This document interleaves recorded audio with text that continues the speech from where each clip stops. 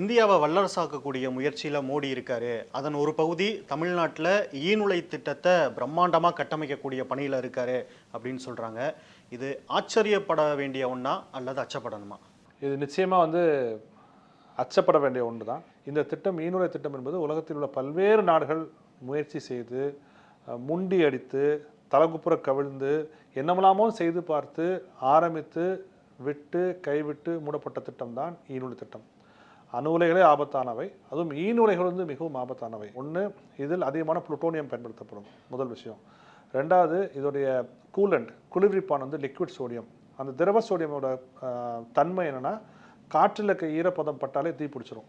இதுக்கு நல்ல உதாரணம் ஜப்பானில் உள்ள மாஞ்சு என்கிற ஒரு இடத்தில் இதை போன்று நிறுவப்பட்ட ஒரு ஈநுலை மாஞ்சு ஃபயர் ஆக்சிடென்ட்டை நீங்கள் தேடி பார்க்கலாம். அந்த இடத்தில் அந்த கசிந்து அந்த திரவ சோடியம் கசிந்ததால் ஏற்பட்ட தீ விபத்தில் மிகப்பெரிய தீ விபத்து ஏற்பட்டு அதை சர்வதேச அணுசக்தி முகாம் ஒரு இன்சிடெண்ட்டாகவே ரெக்கார்ட் பண்ணியிருக்காங்க. அதன் பிறகு அந்த எவ்வளோ முயற்சியும் ஆரம்பிக்க முடியாமல் போய்விட்டது, கைவிட்டு விட்டார்கள். அப்போ இப்படிப்பட்ட ஒரு அபாயகரமான திட்டத்தை நிச்சயமாக தமிழ்நாட்டில் செயல்படுத்த முடியும் என்பது ஏற்றுக்கொள்ள முடியாத ஒரு விஷயமாக தான் நாம் பார்க்க முடியும். ஒருவேளை திட்டத்தில் சிறிய அளவில் விபத்து ஏற்பட்டாலும் கூட அந்த அந்த அணு உலை ஈநுலை மிக அருகாமையில் 1.5 கோடி தமிழ் மக்கள் வாழக்கூடிய சென்னையின் தலைநகரம் உள்ளது. அது மிகப்பெரிய பாதிப்பை சந்திக்கும் என்பதற்காகத்தான் நாங்கள் அச்சப்படுகிறோம், கவலைப்படுகிறோம். பாதிப்புனா என்ன மாதிரி பாதிப்பு வரும்? சென்னையில் உள்ளவங்களுக்கு, சென்னையை சுற்றி வாழ்கிறவங்களுக்கு என்ன வகையான பாதிப்பு வரும்? இந்த அணு உலைகள் இயங்கினாலே, ஈநுலைகள் இயங்கினாலே அருகாமை பகுதியில் அதிகமான கதிர்வீச்சு நிச்சயமாக இருக்கும். அந்த கதிர்வீச்சால் புற்றுநோய், சிறுநீரக பாதிப்பு ஏற்படும். மல்டிபிள் மைலோமா என்று சொல்லக்கூடிய எலும்பு மஞ்சை புற்றுநோய் கல்பாக்கத்தை சுற்றியுள்ள பகுதியில் மிக அதிகமாக இருப்பதாக மஞ்சுளா தத்தா அவர்களின் அறிக்கையை நமக்கு சொல்லுது. இந்த மல்டிபிள் மைலோமா நேஷனல் ஆவரேஜோட 7 மடங்கு அதிகமாக இருப்பதாக அந்த மஞ்சுளா தத்தாவோட அறிக்கையை நமக்கு சொல்லுது. இது வெறும் புற்றுநோய் மட்டுமல்ல, உங்களுக்கு கிட்னி ஃபெயிலியர் ஆக்கும், லங்ஸை கம்ப்ளீட்டாக இது பண்ணும், உங்களுடைய என்டையர் உங்களுடைய உடல்நிலை சார்ந்த பல்வேறு விஷயங்கள் ஏற்படுத்தும். இது அணுவில் இருந்தாலே.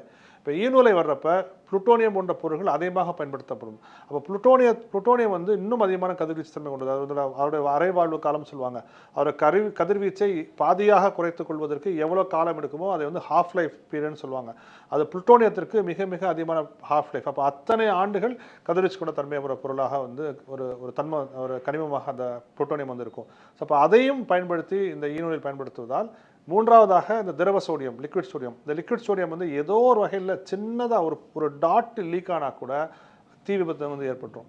அப்போ அது தீ விபத்து ஏற்பட்டுச்சுன்னா அந்த அணு உலைக்குள்ளே இருக்கக்கூடிய பல்வேறு ஸ்ட்ரக்சர்ஸ் பாதிக்கப்பட்டு ஒரு மிகப்பெரிய ஒரு ஆக்சிடெண்ட்டாக மாறி, விபத்தாக மாறி இந்த 1.5 கோடி மக்களையும் கிட்டத்தட்ட வெளியேற்ற வேண்டிய சூழல் ஏற்படும். இது அணு உலை விபத்து என்பது கார் ஆக்சிடென்ட்டு, ட்ரெயின் ஆக்சிடென்ட் மாதிரி கிடையாது. நீங்கள் 2 ட்ரெயின் மோதிக்குச்சுன்னா அது அவ்வளோதான். அங்கே அது ஒரு ரொம்ப வருந்தத்தக்க விஷயம் தான். யார் இறந்தாலும் வருந்தத்தக்க விஷயம் தான். ஆனால் எங்கேயோ ஒரு ட்ரெயின் விபத்து நடந்து சுற்று வட்டாரத்தில் 30-40 கிலோமீட்டருக்கு அடுத்த 50 வருஷத்துக்கு யாருமே உள்ளே போக முடியாத மாதிரி கேள்விப்பட்டிருக்குமா? கிடையாது. ஆனால் இன்றைக்கும் செர்னோபில் பகுதியில் யாரும் உள்ளே நுழைய முடியாதபடி கடந்த 30-40 ஆண்டுகளாக 1980களிலிருந்து இப்போ வரைக்கும் விபத்துக்கு பிறகு யாரும் உள்ளே செல்ல முடியாத பகுதியாக செர்னோபில் இருக்குது. பல லட்சக்கணக்கான சதுர கிலோமீட்டர் பரப்பளவு. அப்போ இந்த விபத்து ஏற்பட்டுச்சுன்னா சென்னை போன்ற நகரம் வாழ்வதற்கு தகுதியற்ற நகரமாக நிச்சயமாக மாறும். ஒரு அணு உலை குப்பை தொட்டியா தமிழ்நாடு மாறிடுமா? அந்த அளவுக்கு அச்சப்படணுமா? குஜராத் மாநிலம் பாவ்நகர் மாவட்டம் மித்தி விருதியில் 2017ஆம் ஆண்டு அந்த மாநிலத்தின் முதல்வர் சட்டமன்றத்தில் எழுந்து உத்தேசிக்கப்பட்டுள்ள அணு உலைகள் இப்போது மட்டுமல்ல எப்பொழுதும் செயல்பாட்டுக்கு வராது, கொண்டு வரவிட மாட்டோம்.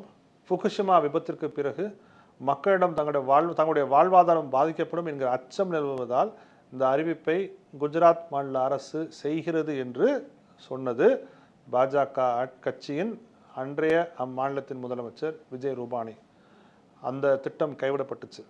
ஆனால் தமிழ்நாட்டை அவர்கள் அணுக்கழிவின் குப்பை தொட்டியாக தான் ஒன்றிய பாஜக அரசு பார்க்கிறது என்பதற்கு இதைவிட ஒரு நல்ல சிறந்த உதாரணம். ஏன்னா குஜராத் தான் வேண்டாம், அங்கெல்லாம் போக முடியுமா? நாம குஜராத்துப்பா, மக்கள்லாம்ப்பா, குஜராத் மக்கள்ப்பா, தமிழ்நாடு தானே இவங்களை வச்சு நல்லா செய்யலாம், சோதனைகளாக பயன்படுத்தலாம் அப்படின்னு நினைக்கக்கூடிய ஒரு தன்மை பாஜகவுக்கு இருக்கிறது.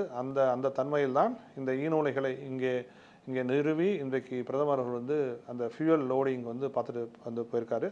நிச்சயமாக தமிழ்நாட்டை அணுக்கழிவின் குப்பை தொட்டியாக பார்க்கின்றது என்பதை இதைவிட ஒரு சிறந்த உதாரணத்துடன் உங்களால் சொல்ல முடியாது. ஒருபுறம் மோடி தமிழ்நாட்டுக்கு வரும்போது தமிழர்களை பற்றி பெருமையாக பேசுகிறாரு, தமிழ் மொழியோட தொன்மையை பேசுகிறாரு, வள்ளுவரை கொண்டாடுறாரு.